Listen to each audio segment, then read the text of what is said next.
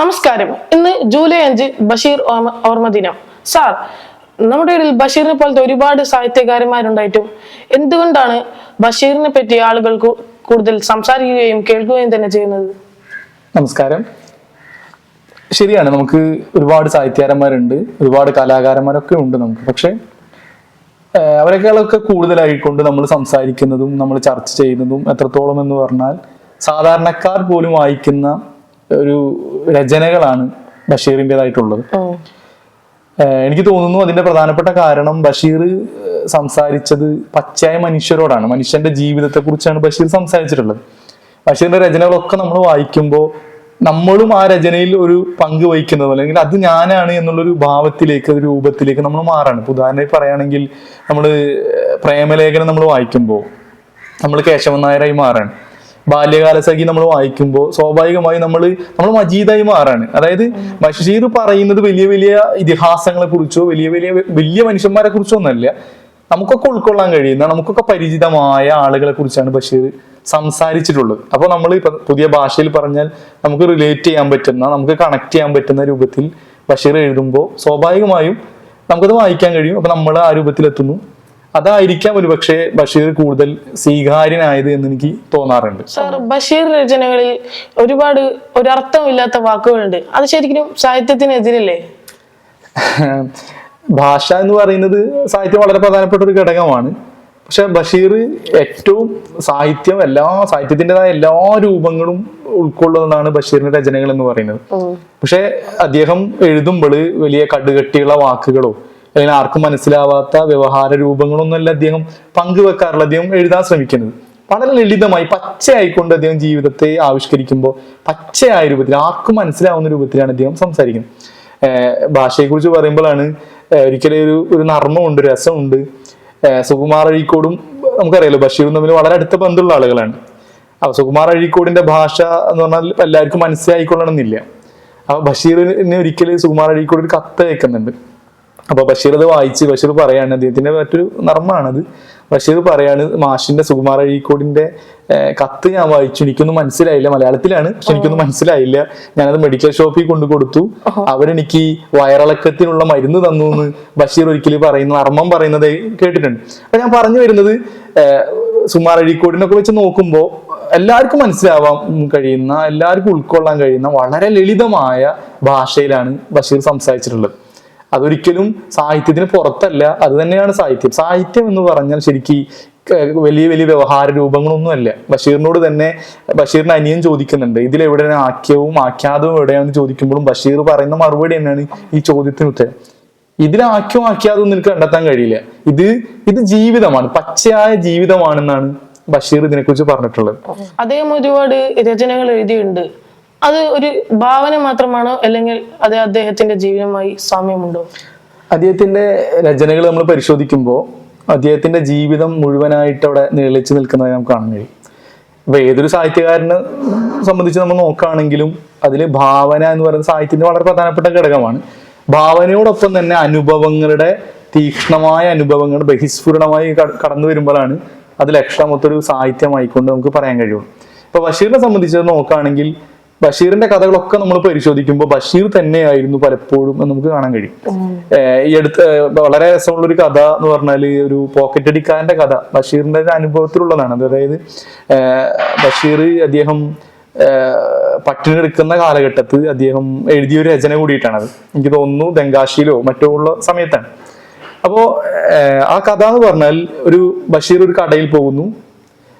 ആ കടയിൽ വെച്ച് ഭക്ഷണം കഴിക്കുന്നു, പൈസ കൊടുക്കുമ്പോൾ പോക്കറ്റ് അടിച്ചിരിക്കുന്നു എന്നദ്ദേഹം തിരിച്ചറിയാം. അപ്പൊ പോക്കറ്റ് അടിച്ചു. അപ്പൊ ആ കടക്കാരൻ ഓണർ അദ്ദേഹത്തെ വിളിച്ചു അപമാനിക്കാണ്, ഒരുപാട് ചീത്ത പറഞ്ഞു. എത്രത്തോളം എന്ന് പറഞ്ഞാൽ ബഷീറിന്റെ ഷർട്ട് ഊരി, പാന്റ് ഊരി, എല്ലാം ഊരാണ്. അപമാനിതനായിക്കൊണ്ട് ബഷീർ അപമാന ഭാരം പേറി നിൽക്കുന്ന സന്ദർഭത്തിൽ ഒരു ദൈവദൂതനെ പോലെ ഒരാൾ കടന്നു വന്നു. എന്നിട്ട് ആ ഓണറോട് ചോദിച്ചു, മുതലാളിനോട് ചോദിച്ചു, എത്രയാണ് ഇയാൾ തരാനുള്ളത്? അപ്പൊ അത് ഇത്ര രൂപ എന്ന് പറഞ്ഞു. അപ്പൊ അദ്ദേഹത്തിന്റെ പോക്കറ്റിൽ നിന്ന് പൈസ എടുത്ത് കൊടുത്തെന്നാ പറഞ്ഞത്. എന്നിട്ട് അദ്ദേഹം പറയാണ്, അദ്ദേഹം പുറത്തേക്ക് പോയി. എന്നിട്ട് അദ്ദേഹത്തിന്റെ ബാഗിൽ നിന്ന് കുറെ പേഴ്സ് കാണിച്ചിട്ട് ഇതിൽ ഏതാ നിങ്ങളെ പേഴ്സ് എന്ന് ചോദിച്ചു. അപ്പോൾ ബഷീറിന്റെ പേഴ്സ് ബഷീർ തിരിച്ചു കൊടുത്തു. എന്നിട്ട് അദ്ദേഹം പോയി. എന്നിട്ട് അദ്ദേഹം ആ കഥ അവസാനിപ്പിക്കുമ്പോൾ അദ്ദേഹം പറയുന്നുണ്ട്, ഞാൻ അദ്ദേഹത്തോട് പേര് ചോദിക്കാൻ മറന്നുപോയി. സംഭാഷണത്തിനിടയിൽ തിരക്കിനിടയിൽ പേര് ചോദിക്കാൻ മറന്നുപോയി. ഒരുപക്ഷെ അദ്ദേഹത്തിന്റെ പേര് ദയ എന്നായിരിക്കും എന്ന് ബഷീർ ചേർത്ത് പറഞ്ഞു. ഞാൻ പറഞ്ഞു വരുന്നത്, ഇത് ഈ കഥയുമായി ബന്ധപ്പെട്ടുകൊണ്ട് എനിക്ക് തോന്നുന്നു ഇതിന് ആമുഖത്തിലാണോ എന്ന് അറിയില്ല, ഇത് MT പറയുന്നുണ്ട്, ഇതിലാരാണ് ബഷീർ? ഒരുപക്ഷെ ബഷീർ പോക്കറ്റ് അടിക്കപ്പെട്ടവനാവാം, അല്ലെങ്കിൽ പോക്കറ്റ് അടിച്ചവനാവാം. ഒരാളാണ് ബഷീർ എന്ന്, ബഷീറിന്റെ സ്വന്തം അനുഭവമാണ് എന്ന് MT പറയുന്നതായി നമുക്ക് കാണാൻ കഴിയും. ഇവിടെ നമ്മൾ മനസ്സിലാക്കേണ്ടത്, സ്വന്തം അനുഭവങ്ങളെ ഒരുപക്ഷെ അത് തൻ്റെ പേരിൽ തന്നെ അല്ലെങ്കിൽ മറ്റു പേരുകളിട്ട് മറ്റു കഥാപാത്രങ്ങളാക്കി അവതരിപ്പിക്കുന്ന ഒരു രൂപമാണ് ബഷീറിന്റെ രചനകൾ മുഴുവൻ നമ്മൾ കാണുന്നത്. ഇത് സമാനാർത്ഥത്തിൽ തന്നെ ഇപ്പൊ മാധവിക്കുട്ടിയാണെങ്കിലും അവരുടെയൊക്കെ എഴുത്തിൽ ഇതേ അനുഭവങ്ങൾ, സ്വന്തം അനുഭവങ്ങൾ കുറച്ചുകൂടി ഭാവനകൾ കൂടി ചേർത്തിട്ടാണ് ബഷീർ അവതരിപ്പിച്ചിട്ടുള്ളത്. ഇതാണ് ബഷീറിന്റെ രചനയിൽ നമ്മൾ കാണുന്നത്. അപ്പൊ എല്ലാവർക്കും, ബഷീർ മാത്രമല്ല, നമ്മുടെ അനുഭവങ്ങളാണ്. ബഷീർ തന്നെ പറയും, ഇപ്പോ ബാല്യകാലസഖിയെ കുറിച്ചൊക്കെ ബഷീർ പറയുന്നത് ബഷീർ ചോര കൊണ്ട് എഴുതിയെന്നാണ് പറഞ്ഞത്. അതായത് മറ്റൊരിടത്ത് ബഷീർ തന്നെ പങ്കുവെക്കുന്നത് കാണാം, കുറെ അനുഭവങ്ങളും, നോവുന്ന അനുഭവങ്ങളും പേനയും അല്ലാതെ ഒന്നും എനിക്ക് ഉണ്ടായിരുന്നില്ല എന്നും ബഷീർ പറയുന്നുണ്ട്. അപ്പൊ ഇതിന്റെ അർത്ഥത്തിൽ ബഷീറിന്റെ രചനകൾ ബഷീറിന്റെ ജീവിതം തന്നെ ആയിരുന്നു എന്നാണ് അതിന്റെ ഒരു ഉള്ളടക്കമായിക്കൊണ്ട് നമുക്ക് മനസ്സിലാക്കാൻ കഴിയുന്നത്. സാറിന് ഏറ്റവും ഇഷ്ടപ്പെട്ട ഒരു ബഷീർ കൃതി ഏതാണ്? അത് വല്ലാത്തൊരു കുഴക്കുന്നൊരു ചോദ്യമാണ്. കാരണം ഏത് കൃതിയാണ് എന്ന് എടുത്തു തരാന്ന് പറഞ്ഞാൽ അത് വലിയ പ്രയാസമാണ്. കാരണം ബഷീർ നമ്മൾ വായിക്കുന്നത് മൊത്തമായിക്കൊണ്ടാണ്. അതായത് ഒരു പാത്തുമ്മയുടെ ആടോ മറ്റൊന്നും അല്ലെങ്കിൽ എൻ്റെ പാപ്പക്ക് ഒരു ആനുണ്ട്, അങ്ങനെയല്ല. നമ്മൾ ബഷീറിനെ വായിക്കുന്നത് മൊത്തമാണ്. അപ്പൊ അതിൽ നിന്ന് ഒരെണ്ണം സെലക്ട് ചെയ്യാന്ന് പറയുന്നത് അല്ലെങ്കിൽ ചൂസ് ചെയ്യാന്ന് പറയുന്നത് ഒരല്പം പ്രയാസമുള്ളതാണ്. എല്ലാം ഒന്നിനൊന്നും മെച്ചമാണ്. എന്ത് തന്നെ ആണെങ്കിലും എനിക്ക് തോന്നുന്നു ബഷീർ തിരക്കഥ, ഇപ്പൊ ഭാർഗവ നിലയം പോലുള്ള തിരക്കഥ അദ്ദേഹം രചിച്ചിട്ടുണ്ട്. ഗാനം അദ്ദേഹം പല രൂപത്തിൽ പലതും എഴുതിയിട്ടുണ്ട്. പക്ഷെ എനിക്ക് തോന്നുന്നു ഏറ്റവും മനുഷ്യന്റെ ജീവിതത്തെ വളരെ കൃത്യമായി അദ്ദേഹം ആവിഷ്കരിക്കുന്ന രചനകളൊക്കെ അത് വലിയ ആക്യവും ആഖ്യാതങ്ങളും ഇല്ലാതെ അദ്ദേഹം നടത്തിയ എല്ലാ രചനകളും ഒന്നിനൊന്നും മെച്ചമാണ്. എന്നെ സംബന്ധിച്ചിടത്തോളം എല്ലാം ഇഷ്ടമാണ്. ഇപ്പോഴും ബാല്യകാലസഖിയൊക്കെ നമ്മൾ ഒരുപാട് വായിക്കുമ്പോഴും ആവർത്തിച്ച് നമ്മൾ വായിക്കുമ്പോഴും നമ്മുടെ കണ്ണ് അവസാന നിമിഷം നമുക്കറിയാലോ, ബാല്യകാലസഖിയിൽ അവസാനം മജീദ് തിരിച്ചറിയാണ് തന്റെ പ്രിയപ്പെട്ട കാമുകി സുഹറ മരണപ്പെട്ട് തിരിച്ചറിയാണ്. ആ രംഗത്തൊക്കെ നമ്മൾ എത്തുമ്പോൾ നമ്മുടെ കണ്ണ് നിറയുന്നു. ഇത് നമ്മുടെ മാത്രമല്ല, ഇന്നും ബഷീറിനെ വായിക്കുന്ന എല്ലാവരും അനുഭവിക്കുന്ന ഒരു പ്രശ്നമാണ്. ഒരു പക്ഷേ നമ്മൾ 10ഉം 20ഉം വട്ടമൊക്കെ ആയിരിക്കാം ബാല്യകാലസഖി നമ്മൾ വായിക്കുന്നത്. പക്ഷെ അവിടെ എത്തുമ്പോൾ നമുക്കറിയാം ഇങ്ങനെ സംഭവിക്കും, സുഹറ മരണപ്പെടുമെന്ന് അറിയാം. എങ്കിൽ പോലും ആ നിമിഷം എത്തുമ്പോൾ അവസാന താളുകൾ നമ്മൾ മറിച്ചു നോക്കുമ്പോൾ അത് വല്ലാത്തൊരു വേദനയാണ് ബഷീർ ഉണ്ടാക്കുന്നത്. ശരിക്കും പറഞ്ഞാൽ ബഷീർ മരിക്കുന്നില്ല, ഇന്നും നമ്മളിലൂടെ ബഷീർ വായിക്കപ്പെടുകയാണ്. അതാണ് യാഥാർത്ഥ്യം.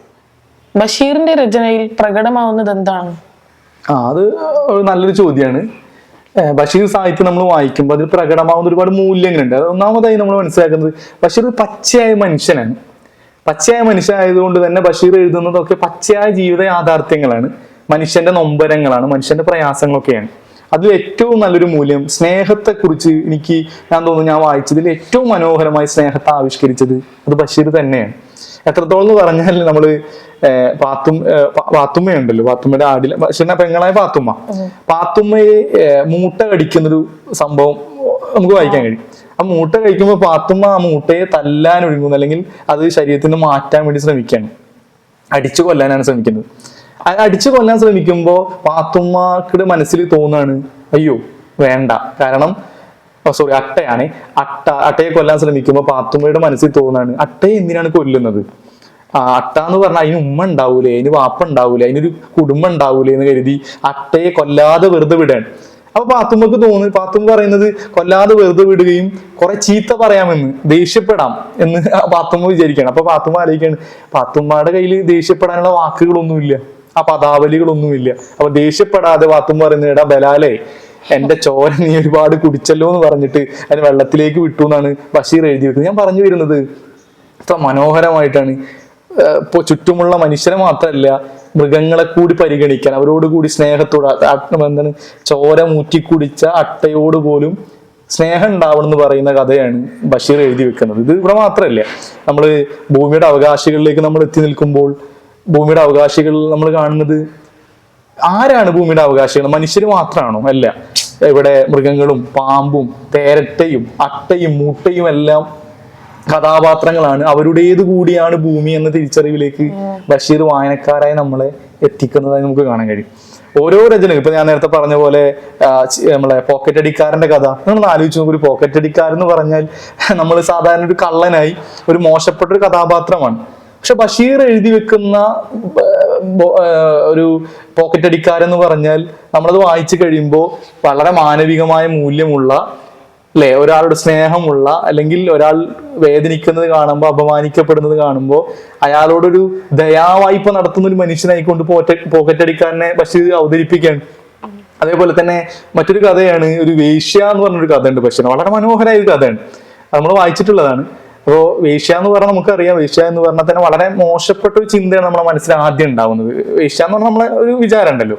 പക്ഷെ ബഷീറിന്റെ അവതരിപ്പിക്കുന്ന വേശ്യ എന്ന് പറഞ്ഞാൽ ഈ ഇങ്ങനെയുള്ള കർമ്മത്തിൽ ഏർപ്പെടുന്നു, പ്രവർത്തനത്തിൽ ഏർപ്പെടുന്നു ഒരു വേശ്യയാണ്. പക്ഷെ അരികിൽ തന്നെ കുട്ടി കിടക്കുന്നുണ്ട്. ആ കുട്ടിയെ ഇങ്ങനെ നോക്കിക്കൊണ്ട് ആ കുട്ടിയുടെ വിശപ്പടക്കാൻ വേണ്ടി ഇങ്ങനെയുള്ള ഒരു പണിക്ക് പോകുന്ന ഒരു സ്ത്രീയെയാണ് ബഷീറിന്റെ വേശ്യ എന്ന് പറയുന്ന കഥാപാത്രം അവതരിപ്പിക്കുന്നത്. അപ്പൊ നമ്മള് അതൊരു അമ്മയാണ്, ആ വേശ്യയാണെങ്കിൽ അതൊരു അമ്മയാണ് എന്നൊരു തിരിച്ചറിയിലേക്ക്, അമ്മ എന്ന് പറയുന്ന അർത്ഥത്തിന് കുറച്ചുകൂടി ഡീപ്പായിക്കൊണ്ട് നൽകുന്നൊരു വിശദീകരണം നമുക്ക് ബഷീറിന്റെ രചനകൾ കാണാം. ഞാൻ പറഞ്ഞു വരുന്നത് ചുരുക്കി പറഞ്ഞാൽ ബഷീറിന്റെ രചനകളിലൊക്കെ നമ്മൾ കാണുന്നത് സ്നേഹമാണ്, മറ്റുള്ളവരോടുള്ള വല്ലാത്ത ദയാവായ്പകളാണ്. ഇതൊക്കെയാണ് നമ്മൾ ബഷീറിന്റെ രചനയിൽ കാണുന്നത്. അതുപോലെ തന്നെ ഉമ്മയെക്കുറിച്ച്, മാതൃത്വമൊക്കെ വളരെ നീളിച്ചു നിൽക്കുന്നതാണ് നമ്മളെ ബഷീർ രചനകൾ. കാരണം ഇപ്പോ അതിൽ പറയുന്നുണ്ടല്ലോ, ബഷീറിന് ഉമ്മ ഒന്നും കാത്തിരിക്കാറുണ്ട് എല്ലാ ദിവസവും. അപ്പോൾ ഒരു ദിവസം ബഷീർ വന്നപ്പോൾ ഉമ്മ പറഞ്ഞു, മോനെ ചോറ് കഴിക്കാൻ പറഞ്ഞു. ആ ബഷീർ പറഞ്ഞു, ചോറ് ഇവിടെ ഭക്ഷണം ഉണ്ടോന്ന് ചോദിച്ചു. അപ്പോൾ ഉമ്മ പറഞ്ഞു, എല്ലാ ദിവസവും ഞാൻ നിനക്ക് ചോറ് കരുതി വെക്കാറുണ്ട്. ആലോചിച്ച് നോക്കൂ, നീ എല്ലാ ദിവസവും വരുന്നത് പ്രതീക്ഷിച്ചിട്ടാണ് ഞാൻ ഇരിക്കുന്നത് എന്നാണ് ബഷീറിന്റെ ഉമ്മ പറയുന്നത്. അപ്പൊ ഉമ്മ എന്ന് പറഞ്ഞാൽ എന്താണ്, മാതൃത്വം എന്ന് പറഞ്ഞാൽ എന്താണ്, അതിനോടുള്ളൊരു കരുതൽ, അതിനോടുള്ള സ്നേഹം കൂടി ബഷീർ പറഞ്ഞു. അതേ ഉമ്മ തന്നെ ബഷീറിനോട് ഒരിക്കല് ഒരു പൈസ കുറച്ച് 50 രൂപ ചോദിച്ചു.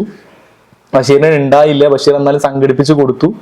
എന്നിട്ട് ഉമ്മാനെ കുറിച്ച് ബഷീർ പറയാണ്, ഉമ്മ വിചാരിച്ചു അവന്റെ കുറെ പൈസ ഉണ്ട്, 75 ചോദിക്കാമായിരുന്നു എന്ന് പറഞ്ഞ് ബഷീറിനെ പറ്റിക്കാം എന്ന് പറയുന്ന ഉമ്മയെയും നമ്മളത് ബഷീറിന്റെ രചനയിൽ വായിക്കാം. അപ്പൊ ഞാൻ പറഞ്ഞു വരുന്നത്, മറ്റുള്ള മനുഷ്യരെ കുറിച്ചൊക്കെ ഉള്ള നമ്മുടെ വിചാരങ്ങൾ, നമ്മുടെ ചിന്തകളൊക്കെ ഒന്നും കൂടി വികസിപ്പിക്കാൻ, എല്ലാവരോടും നല്ല ഒരു വളരെ രസമായിട്ട് പെരുമാറാൻ, എല്ലാവരെയും പരിഗണിക്കാനൊക്കെ സത്യത്തിൽ ബഷീറിന്റെ രചനകൾ നമുക്ക് സഹായകമാണ്. ആദ്യം നമുക്ക് വായിക്കാൻ കഴിയുന്ന ഒരാളുടെ ആദ്യ വായനയിൽ കടന്നു വരേണ്ട, അല്ലെങ്കിൽ കുറച്ച് ഗഹനമായ വായനയിലേക്ക് പ്രവേശിക്കുന്നതിന് മുമ്പ് ഒരു തുടക്കമായിക്കൊണ്ടൊക്കെ നമുക്ക് സ്വീകരിക്കാൻ കഴിയുന്നതാണ് ബഷീറിന്റെ രചനകൾ എന്ന് പറയുന്നത്. കുട്ടികൾ എന്നുള്ള നിലയ്ക്ക് ഞങ്ങൾ ബഷീറിൽ നിന്ന് എന്താണ് പഠിക്കേണ്ടത്, എന്താണ് പാഠം? നല്ല ചോദ്യമാണ്. ഇത് തന്നെയാണ് നമ്മൾ ബഷീർ വിഭാവനം ചെയ്യുന്ന, അല്ലെങ്കിൽ ബഷീർ പ്രകടിപ്പിക്കുന്ന സ്നേഹം. ആ സ്നേഹം എല്ലാ അർത്ഥത്തിലും മനസ്സിലാക്കുക എന്നുള്ളതാണ് അതിന്റെ വളരെ പ്രധാനപ്പെട്ട ഒരു പോയിന്റ്. പിന്നെ അതേപോലെ തന്നെ ഇതിൽ ബഷീറിനെ എനിക്ക് തോന്നുന്നു, ബഷീറിന് നമ്മൾ വളരെ സരളമാണ്. ബഷീറിന്റെ ഭാഷ നമുക്കറിയാം, നമ്മളിപ്പോ തന്നെ പറഞ്ഞ പോലെ വളരെ ലളിതമാണ്. പക്ഷെ ഈ ലളിതമായ ഒരു സാധനം പോലും ബഷീർ എത്രയോ വെട്ടിത്തിരുത്തലുകൾക്ക് ഒടുവിലാണ് ബഷീർ അത് എഴുതിയിട്ടുള്ളതെന്ന് അറിയുമ്പോഴാണ് അത് എഫർട്ട് നമുക്ക് മനസ്സിലാവുന്നത്. ഇപ്പോ പ്രേമലേഖനം നമുക്കറിയാലോ, വളരെ കുറച്ച് പേജുകളെ പ്രേമലേഖനത്തിലുള്ളൂ. പക്ഷെ ബഷീർ എന്ന് പറയുന്നത് ഇത്ര കട്ടിയുള്ള, വലിയ കട്ടിയുള്ള ഒരു ബൃഹത്തായ ഒരു സാധനമായിരുന്നു ആദ്യം പ്രേമലേഖനം എന്ന് പറയുന്നത്. അത് ഇങ്ങനെ എഴുതി വെട്ടിയും തിരുത്തിയും ഒരുപാട് വട്ടം വെട്ടിയാണ് എന്ത് ചെയ്തത്, വളരെ കാച്ചി കുറുക്കിയ, നമ്മളിന്ന് വായിക്കുന്ന ഇന്ന് വിപണിയിലുള്ള രൂപത്തിലുള്ള പ്രേമലേഖനം നമ്മൾ വായിക്കുന്നത്. അപ്പൊ നമ്മൾ അതിൽ നിന്ന് തന്നെ പഠിക്കുന്നത്, നമ്മൾ കുറെ എഴുതാനും എഴുതാൻ താല്പര്യമുള്ള ഒരു വിദ്യാർത്ഥി എന്നുള്ള നിലയ്ക്ക്, അല്ലെങ്കിൽ വായനക്കാരനായ വിദ്യാർത്ഥി എന്നുള്ള നിലയ്ക്ക് പറയണം. നമ്മളെ സംബന്ധിച്ചിടത്തോളം നമ്മൾ ഒരുപാട് എഴുതാൻ ശ്രമിക്കുക. ആ എഴുത്ത് നമ്മൾ തിരുത്ത വെട്ടിയും തിരുത്തിയും അങ്ങനെ ഒരുപാട് ശ്രമിച്ചാൽ നല്ലൊരു എഴുത്തുകാരനാവാൻ നമുക്ക് പറ്റും. അതുകൂടി നമ്മൾ ബഷീർ ദിനവുമായി ബന്ധപ്പെട്ട് സംസാരിക്കുമ്പോൾ പറയാൻ ഞാൻ ആഗ്രഹിക്കാം. ബഷീറിനെ കുറിച്ചുള്ള ചർച്ചകളിലൂടെ അവസാനിക്കുകയാണ്. പ്രിയപ്പെട്ട സാറിനും പ്രിയപ്പെട്ട സുഹൃത്തുക്കൾക്കും നന്ദി.